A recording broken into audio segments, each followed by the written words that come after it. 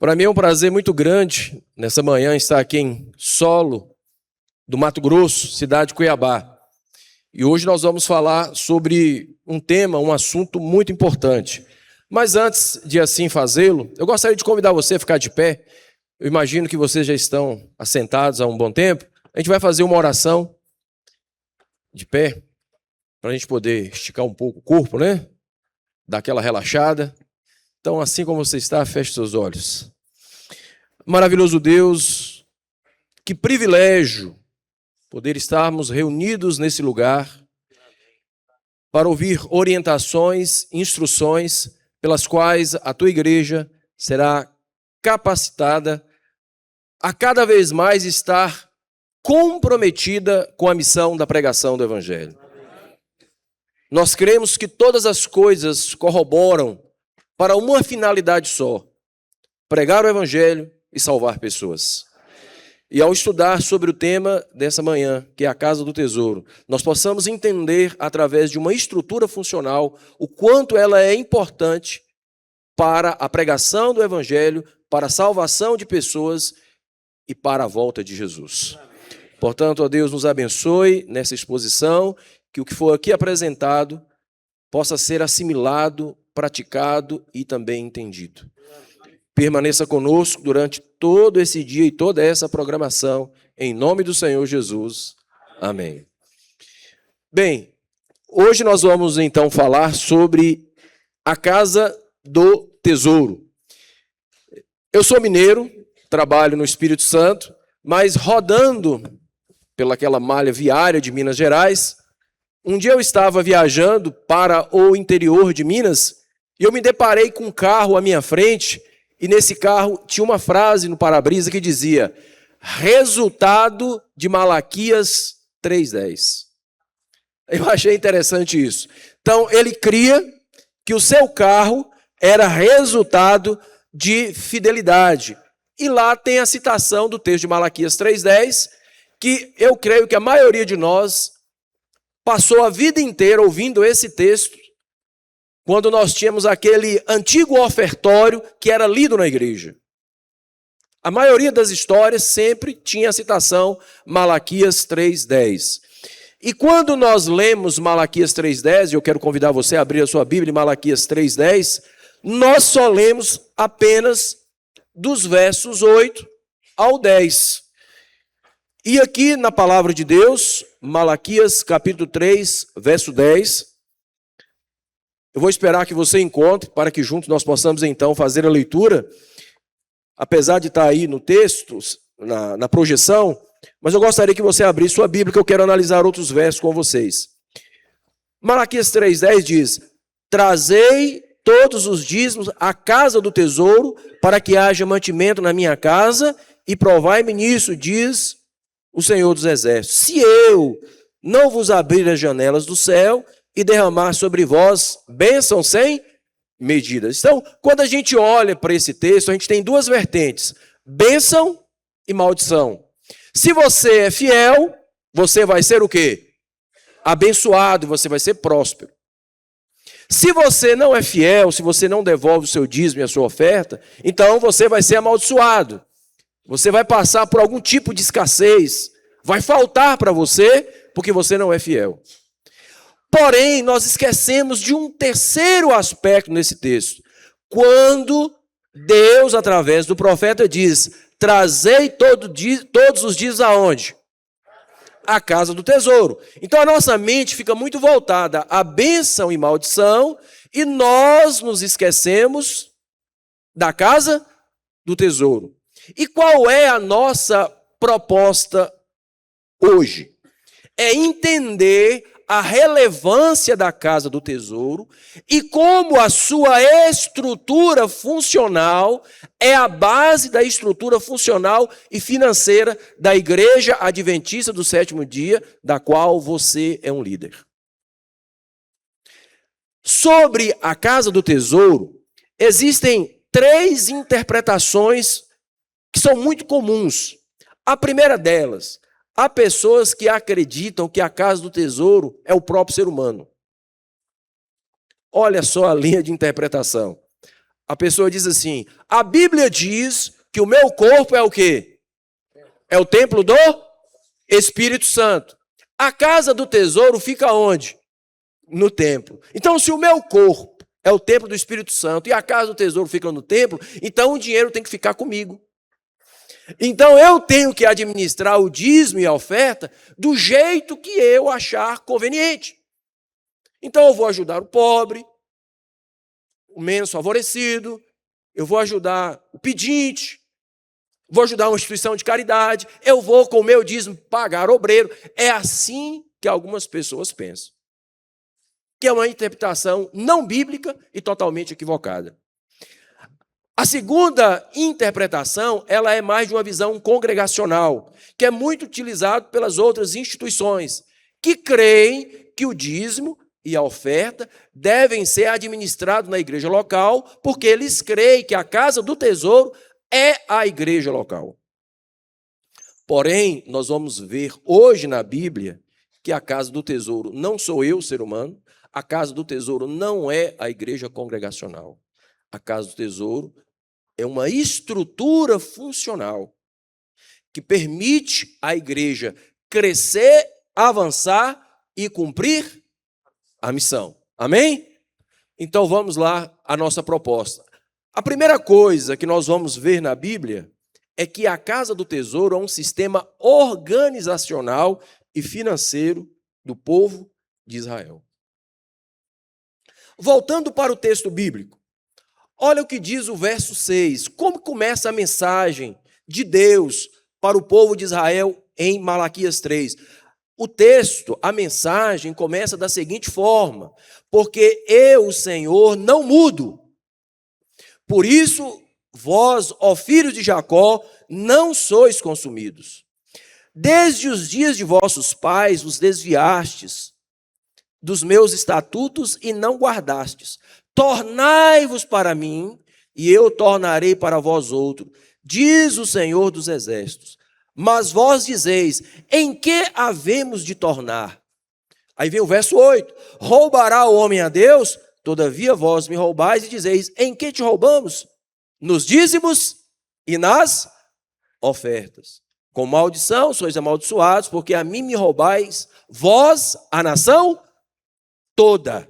Aonde se encontra o contexto dessa mensagem? Porque essa mensagem é uma mensagem de reforma espiritual. O povo de Israel vivia dois dilemas terríveis na sua história como povo de Deus. A primeira era um declínio espiritual severo. E segundo, esse povo estava insensível aos elementos espirituais. Ou seja, o povo estava sendo infiel, roubando a Deus nos dias das ofertas, e ainda questionavam: em que te roubamos? Ou seja, insensíveis. E o declínio espiritual era tão grande que, nesse contexto, a casa do tesouro estava fechada, ela não estava funcionando. E é nesse contexto que Malaquias traz a sua mensagem, porque o povo havia ficado 70 anos no cativeiro. E quando Neemias volta para restabelecer a casa do tesouro, ele percebeu que os muros de Jerusalém estavam derribados. O templo também. Não existia sacerdócio, não existia ministração, não existia fidelidade. A cidade era um reflexo espiritual do povo. O que Neemias faz? Ele reconstrói os muros, restabelece o serviço da casa do tesouro, traz de volta os levitas e começa a ministrar. E aí o povo começa a prosperar. Só que existe uma lacuna de tempo em que Neemias retorna para Babilônia. E aí sabe o que acontece? O povo deixa de levar o dízimo e a oferta para a casa do tesouro. Por sua vez, os sacerdotes e os levitas ficam sem recursos. Começam a passar escassez. Então eles têm que abandonar o ministério da qual eles foram chamados e vai procurar um outro meio de sustento. uma outra forma de sobrevivência. E aí a casa do tesouro fica fechada novamente. Não tem quem ministre, não tem quem dirige espiritualmente o povo. E aí, nesse contexto, é que vem o profeta Malaquias com essa mensagem, ali por volta do ano 432 a.C. Um chamado a um reavivamento espiritual que deveria acontecer com a Casa do Tesouro. Então, a Casa do Tesouro é um sistema organizacional e financeiro de Israel. E aí, veja só o interessante. A estrutura, ela funcionava assim. Quando a Casa do Tesouro estava aberta e funcionando, a comunidade era atendida espiritualmente pelos levitas. Se faltasse recurso, os levitas abandonavam a sua função, procuravam um meio de subsistência, e aí começava novamente o declínio espiritual do povo. Então, a estrutura da Casa do Tesouro funcionava da seguinte maneira. Primeiro, aqui em Neemias 12, 44, fala sobre arrecadação. Então, os dízimos, eles eram levados pelos levitas, que ministravam nas 48 cidades de Israel, num raio de 180 quilômetros. Então, eles pegavam os dízimos, que poderiam ser animais, dinheiro, frutas e cereais, e levavam para a Casa do Tesouro, que ficava onde? Aonde? Jerusalém. Se porventura, entre o dízimo, tivesse algum alimento perecível, e pelo fato das distâncias geográficas, então esse alimento ele era vendido e o dinheiro levado para a Casa do Tesouro. Então, aqui na Casa do Tesouro, se arrecadava os dízimos das 48 cidades que eram ministradas pelos levitas. Então, chegava aqui até a Casa do Tesouro, que ficava no templo. Aí, o segundo pilar era a distribuição. Então, o dízimo chegava na Casa do Tesouro, e aí, quando chegava na Casa do Tesouro, era distribuído. De que forma? O dízimo era única e exclusivamente destinado ao manter o pessoal, ou seja, pagar os levitas e sacerdotes que ministravam nessas 48 cidades. Então, quando ali chegava, existiam duas repartições lá na Casa do Tesouro. Uma repartição era onde ficava o dízimo. Na outra repartição, as ofertas. Na repartição do dízimo, você tinha um tesoureiro que contabilizava o dízimo. Nas ofertas, você também tinha um tesoureiro que cuidava das ofertas. No compartimento do dízimo, além do tesoureiro, tinha um superintendente. Ele era um revisor que averiguava a contabilidade do tesoureiro. Na oferta, a mesma coisa. Então, você tinha 2 tesoureiros para dízimo e para oferta e 2 superintendentes para dízimo e para a oferta. E aí, sabe o que acontecia? Os tesoureiros saíam de Jerusalém, levando para os levitas o pagamento do seu mês de trabalho. Então, esses levitas recebiam em casa o salário pago pela Casa do Tesouro, mediante a ida do tesoureiro para essas cidades. E veja que interessante, se um levita morasse numa região rica de Israel, ou se o outro levita morasse numa região pobre de Israel, ambos, tanto da região rica quanto da região pobre, recebiam o mesmo salário. O grande detalhe é que se um levita tivesse filhos, ele tinha um aditivo a mais. Se ele tivesse mais filhos, mais aditivos. Mas o salário ele era igualitário. Então, esses eram os 2 pilares, se arrecadava e distribuía. Arrecadava nos compartimentos, depois os tesoureiros iam de cidade em cidade, pagando os levitas com, às vezes, dinheiro, alimento, cereal ou fruta, ou até mesmo animais. Isso está registrado aí no livro de Crônicas. E aqui nós, então, temos a geografia aonde ficava as 48 cidades das 12 tribos de Israel, aonde os levitas ministravam. O que os levitas faziam, pastor? Os levitas, eles ensinavam a lei e os profetas, eles faziam culto fúnebre, apresentação de criança, faziam vistoria em leprosos. Então, a Casa do Tesouro mantinha toda essa estrutura funcionando. Ou seja, Essa cidade tinha os seus pastores, os seus levitas que ministravam, que cuidavam da espiritualidade de Israel. Casa do tesouro aberta, levitas trabalhando, comunidade de Israel nutrida espiritualmente. Agora, como que funcionava a contratação desses levitas? Então, primeiro eles tinham que provar a genealogia. Para você ser um levita, um ministro, então você tinha que ser da tribo de... Não ouvi, da tribo de Levi. E um detalhe dentro da genealogia. Para o levita, que era da tribo de Levi, ele só poderia se casar com alguma moça que fosse da comunidade de Israel. Correto? Depois, eles tinham que demonstrar formação teológica.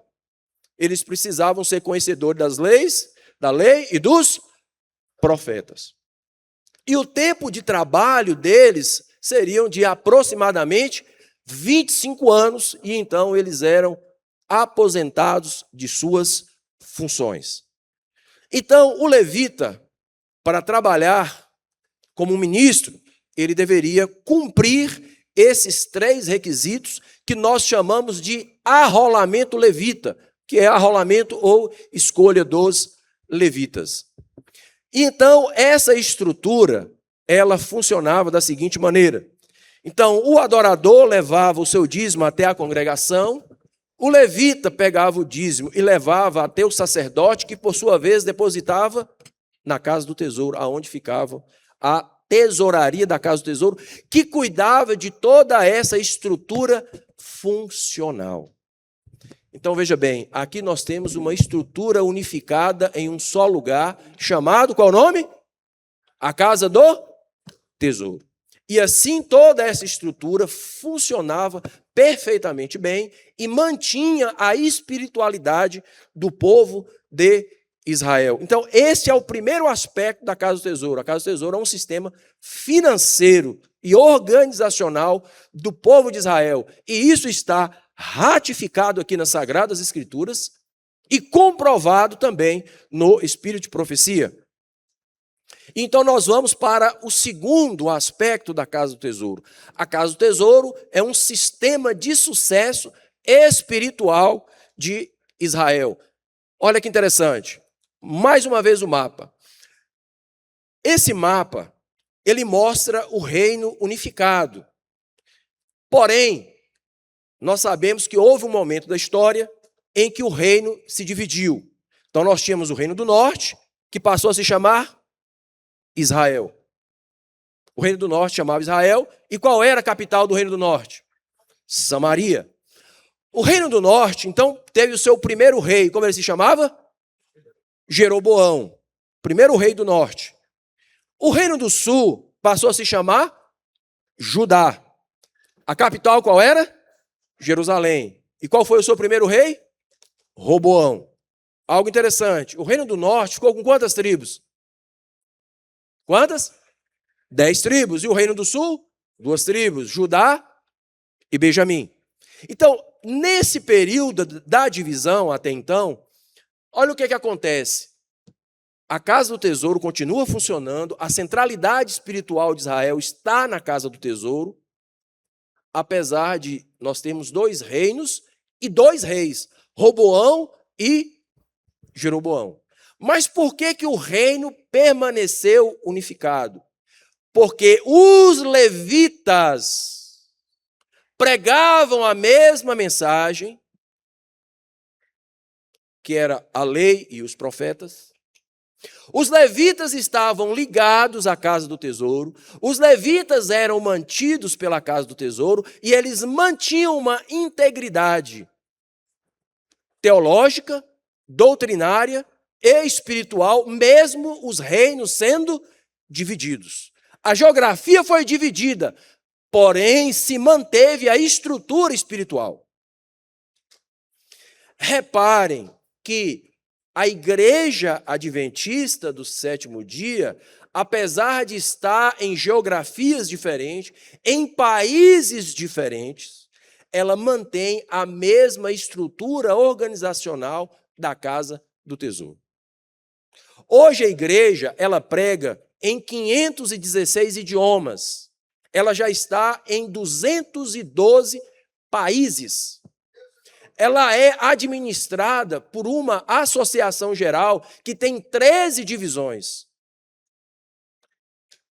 E lembre-se, nós temos a mesma lição da escola sabatina para o mundo inteiro. O que é isso? É manter a mesma unidade teológica.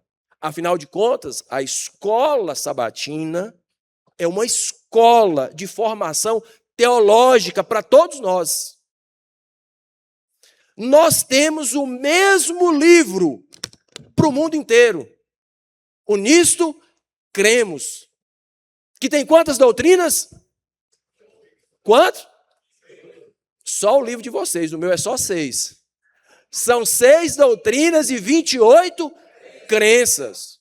Você sabe me dizer quais são as 6 doutrinas? Vamos lá, doutrina de Deus, doutrina do homem, doutrina do Espírito Santo, a doutrina da igreja, doutrina da conduta cristã e a doutrina dos últimos eventos. Dessas 6 doutrinas se derivam as 28 crenças. Então nós temos o mesmo manual da igreja para o mundo inteiro, com algumas adaptações por questões geográficas e culturais. Entre os pastores e administradores nós temos a mesma praxe, também com adaptações. Mas tudo isso é para mostrar para vocês que a Igreja Adventista do Sétimo Dia, ela segue uma mesma unidade doutrinária, teológica, missional, estrutural da Casa do Tesouro. Então, da mesma forma como o pastor Mateus pregou aqui sobre o Apocalipse, essa mensagem nós pregamos aonde? No mundo inteiro. A mensagem é a mesma, a doutrina é a mesma, a administração é a mesma.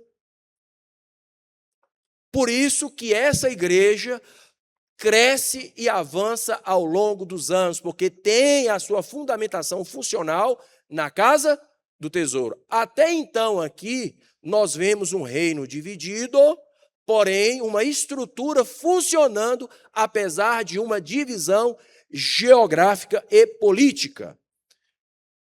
E aqui eu entro no terceiro e último aspecto da Casa do Tesouro. A Casa do Tesouro é o sistema que traz sustentabilidade e unidade da missão.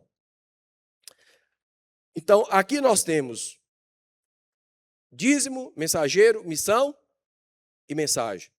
Mas eu vou voltar lá nesse primeiro slide aqui. A Casa do Tesouro é um sistema que traz sustentabilidade e unidade da missão. Vou voltar novamente nesse mapa. O que aconteceu tempos depois da divisão? Aonde ficava a Casa do Tesouro? Nesse mapa aí. Em Jerusalém. Jerusalém estava onde? O Reino do Sul. Olha o que aconteceu. Jeroboão era opositor de Salomão. E ele sabia que os adoradores de Israel, do Reino do Norte, quando chegavam as festividades religiosas, para onde eles iam? Para onde? Faziam aquelas caravanas para Jerusalém.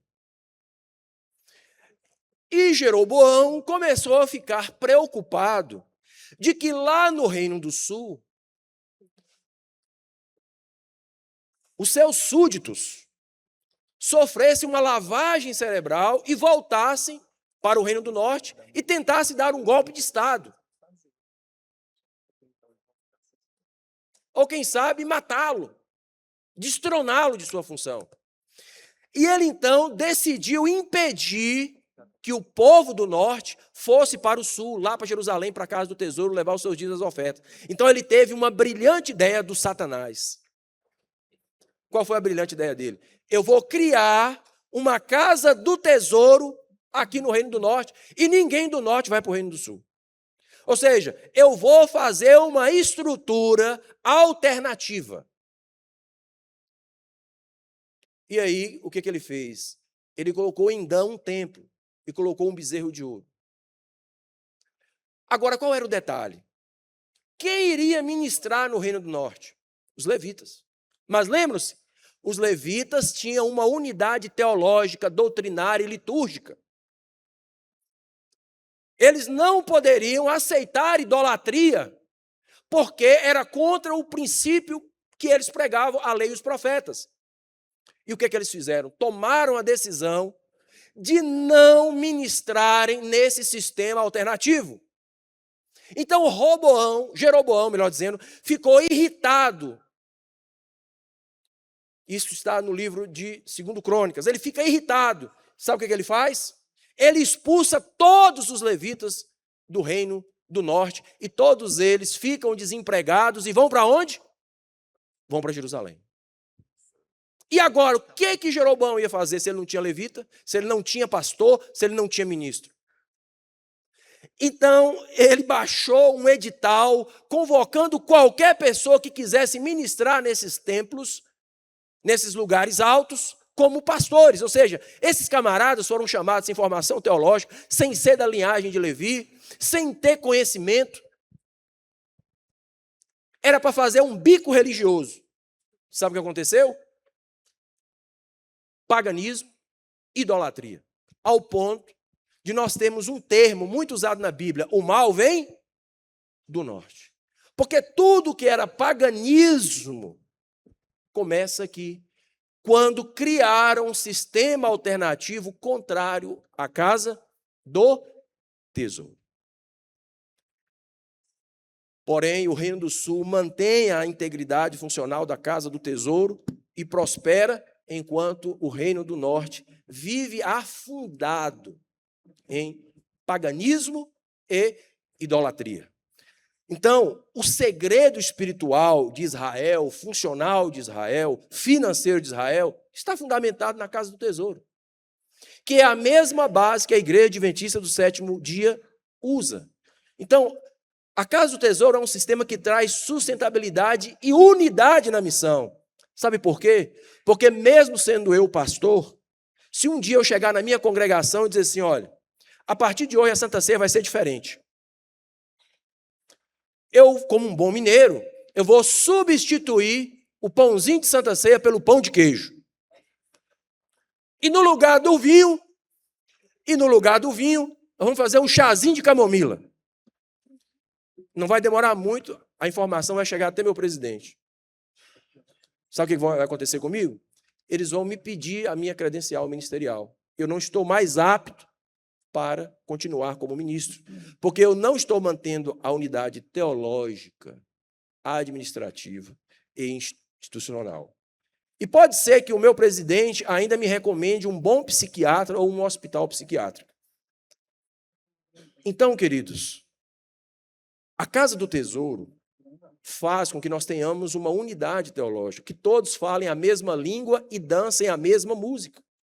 Pode ser que no Mato Grosso, no Espírito Santo, no Rio de Janeiro, no Pará, no Maranhão, no Rondônia, no Acre, em qualquer lugar do Brasil e do mundo, os pastores, líderes pregam a mesma mensagem.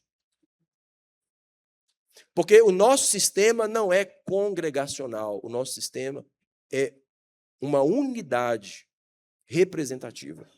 Então, funciona assim, olha, o dízimo mantém o mensageiro, os levitas, os pastores, os ministros. O dízimo faz com que o mensageiro cumpra a missão. E a missão, ela tem a sua mensagem. Veja como o dízimo, a casa do tesouro, a fidelidade, mantém toda essa estrutura funcionando 24 horas em tempo integral. O dízimo mantém o mensageiro cumpre a missão, pregando a mesma mensagem. Tudo passa por onde, igreja? Tudo passa por onde? Pela casa do tesouro. Tudo passa pela casa do tesouro. E aí eu posso dizer para vocês que quando nós somos fiéis nos dízimos, nós teremos mais mensageiros, nós teremos uma missão mais intensificada e nós teremos a mensagem com um outro raio de alcance. Ou seja, quanto mais a igreja é fiel, quanto mais a igreja é generosa nas ofertas, nós teremos mais mensageiros, nós teremos mais igrejas, nós teremos mais associações, mais uniões, mais divisões, mais pessoas cumprindo a missão e pregando a mensagem da volta de Jesus. Por isso que a mensagem de Malaquias começa. Malaquias 3,10 começa. Trazei todos os dízimos aonde? Se tira o dízimo, se tira a oferta, o que acontece com os mensageiros? Porque os pastores, eles trabalham exclusivamente para a igreja.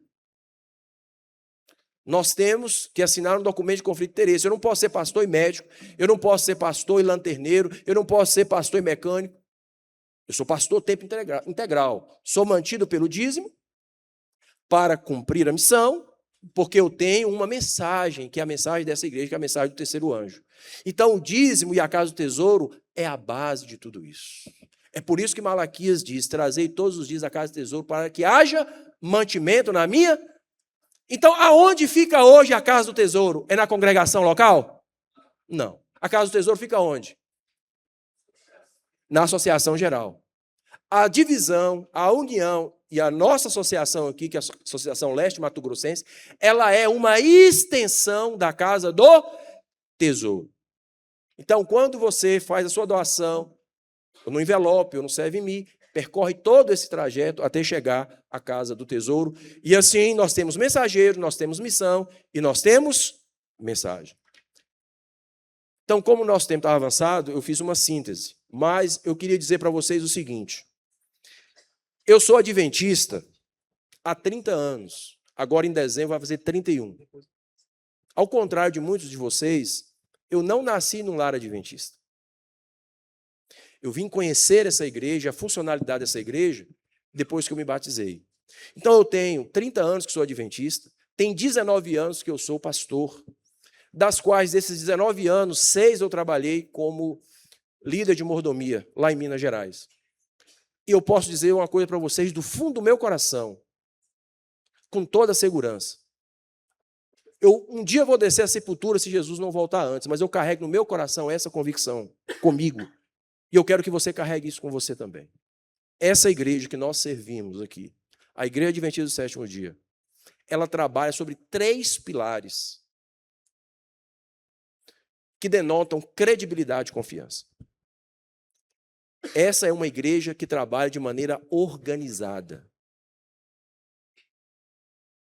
E se nós estamos aqui hoje participando dessa programação, houve todo um processo de organização. Essa igreja é uma igreja organizada. Eu creio nisso. E vou morrer crendo nisso. Segundo, essa igreja, ela é transparente. Ela trabalha com transparências em todas as áreas dela, principalmente na área financeira. A nossa igreja é uma igreja transparente. Vocês verão o nosso tesoureiro apresentando aqui um relatório para vocês. Porque essa igreja, ela é o quê? Transparente. E terceiro, essa igreja, ela aplica com responsabilidades os recursos que chegam na casa do tesouro. E é por isso que eu creio nessa igreja, eu creio nessa mensagem. E eu creio na organização dessa igreja. Que Deus abençoe a todos.